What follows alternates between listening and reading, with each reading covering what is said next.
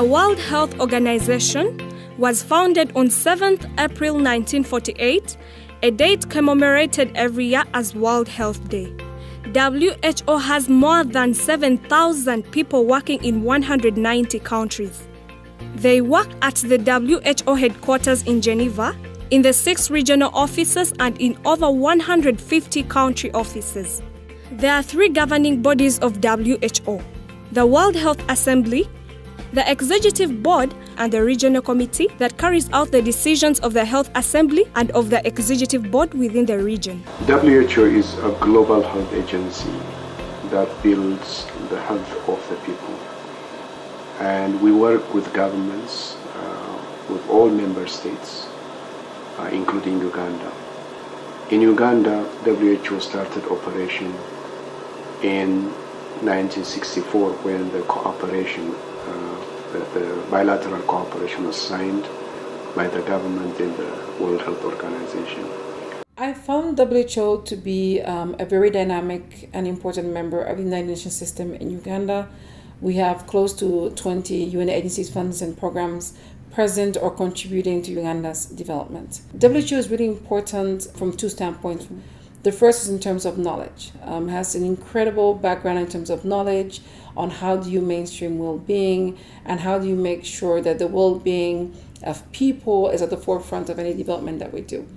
And at a time that we're promoting the 2030 agenda, which is supposed to be people-centered, I see WHO as a fundamental player and enabling us to make sure that everything we do in terms of developing the people and the planet takes in consideration the well-being of the people.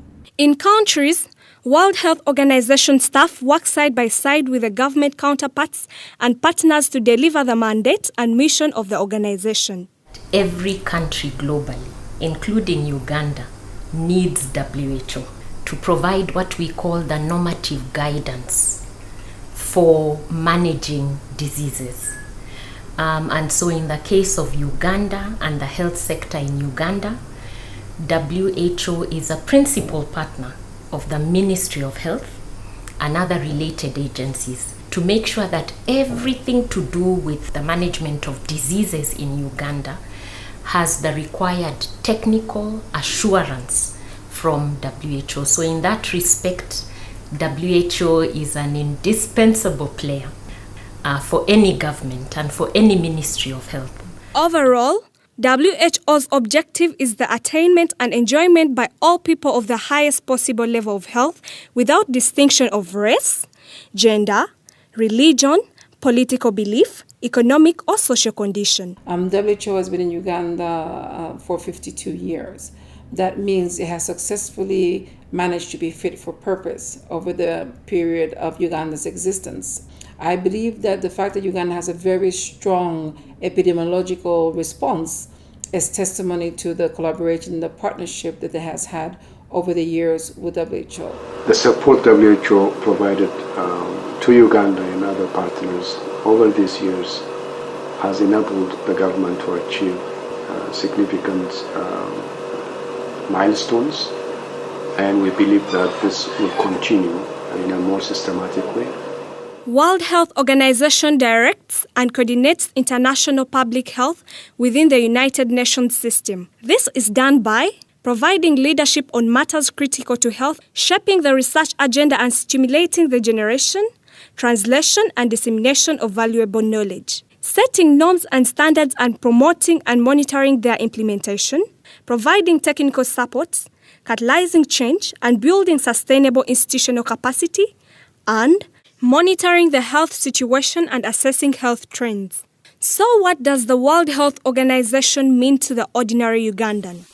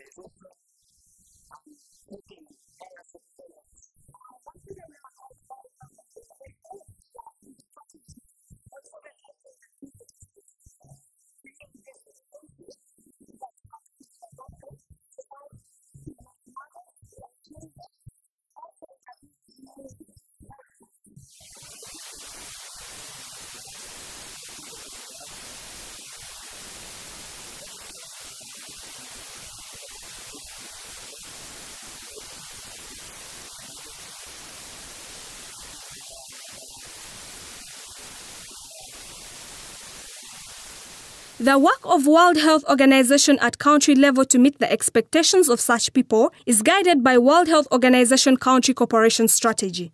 This is a medium-term strategic document that defines a broad strategic framework for World Health Organization's work with the member states. WHO provides technical support through what we call country cooperation strategy.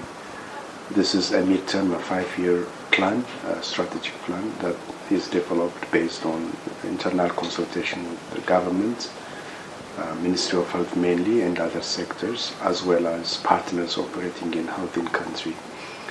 It clarifies the strategy and the vision that we have during that period, and also is aligned to government plans and policies, as well as the United Nations Development Assistance Framework. For Uganda, we have implemented 2 such strategies before, and this one for 2016 to 2020 is the 3rd one, and it's building on the foundation laid by the previous 2 country cooperation strategies. The country cooperation strategy provides the strategic direction for WHO in Uganda to advance the national health development agenda for the next 5 years. The development of the country cooperation strategy was very participatory. Ministry of Health was involved all steps of the way. But also with very wide consultations with the senior level decision makers from government, UN agencies, development partners, NGOs, and civil society organizations. It also provides a framework for WHO's biennial work plans and budgets. In addition, it provides an institutional framework within which World Health Organization in Uganda functions and collaborates with the other level of the organization, the UN, and other development partners. During this period of the CCS2, WHO supported government alongside other partners in the agreed areas of cooperation, and several key achievements were made. We had policy and guidelines development, where WHO supported development and implementation of the National Health Sector Strategic and Investment Plan 3. For example, in HIV, access to antiretroviral therapy was increased significantly through training and accreditation of national health facilities with the support of WHO. We saw the increase in accredited ART centers from 475 in 2011 to over 1,600 by June 2014. WHO also supported the scale-up of elimination of mother-to-child transmission. We also supported the scaling up of safe male circumcision as part of the combination prevention package in Uganda. In malaria, WHO supported, alongside other partners, the country to develop a malaria reduction strategic plan, which goes from 2014 to 2020 in immunization. With support from WHO and other partners, Uganda has achieved 3 of the 6 specific targets of the Global Vaccine Action Plan. And notably, these are that Uganda has reached and sustained 0 cases of wild polio and was certified as polio-free, has achieved maternal and neonatal tetanus elimination, and also introduced new vaccines, including pneumococcal conjugate vaccine and also human papilloma virus vaccine. In the area of neglected tropical diseases, Uganda was certified guinea-worm-free in 2009 and has maintained this status since then with support from WHO for post-certification surveillance. And Uganda also was supported by WHO to develop and launch a master plan for elimination of NTDs in Uganda by 2020. So far, onchocerciasis is eliminated in 14 out of 34 endemic districts, trachoma eliminated from 19 out of 40 endemic districts, and lymphatic filariasis from 16 out of 55 endemic districts.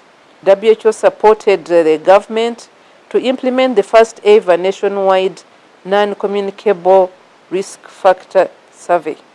And the data has been collected and is used to guide policy formulation and multi-sectoral planning for NCD prevention. So with this data now, we are armed with the information that we need to implement a multi-sectoral response to public health events. The third World Health Organization Country Cooperation Strategy has 5 strategic priority areas of cooperation with Uganda to be attained by 2020. This third generation CCS builds on the successes highlighted in the second generation CCS and aims to further contribute to improved health outcomes for the people of Uganda.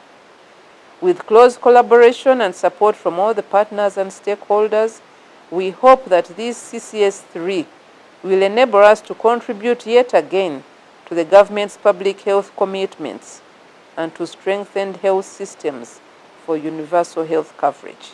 The country cooperation strategy will be implemented within the context of domestication of sustainable development goals, universal health coverage, the Vision 2040 and United National Development Assistance Framework 2016 to 2020. Emerging health including non-communicable diseases, climate change, population increase and urbanization will have to be addressed. One of the focus areas will be, of course, the issue of non-communicable diseases. I believe this is an area where the WHO can take up and will take up, I hope, a leadership role. The burden of the non-communicable diseases in Uganda is rising, and it really becomes a problem for Uganda, not only in terms of disease burden, but as well financially. Therefore, working together with the World Health Organization, the Ministry of Health will be able to address most of the issues that still pose challenges to the Ministry of Health. I therefore want to congratulate the World Health Organization upon the completion of this document, and together we pledge that we shall implement this document to ensure that the health of Ugandans are improved on.